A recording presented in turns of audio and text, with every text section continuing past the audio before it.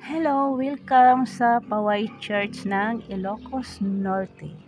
Ayan, halika kayo at iikot ko uli kayo at samahan ninyo ako sa ating tour dito sa Paway Church ng Ilocos Norte. Itong Paway Church na ito, kung maalala ninyo yung papel na 10 piso, doon natin yan siya makikita. So para doon sa mga kabataan na hindi na naabutan yung mga 10 pisong papel, itong Paway Church na ito yung nakalagay doon sa 10 piso. So ayan, samahan ninyo kami at maraming salamat. Mag-enjoy nawa kayo sa ating tour.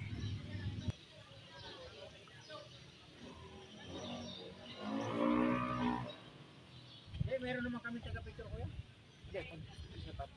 Ano top? Picture kayo mamaya po sa net. Ayun o, sa Paway. Tapos pasukin niyo yung simbahan. Pasukin niyo yung simbahan.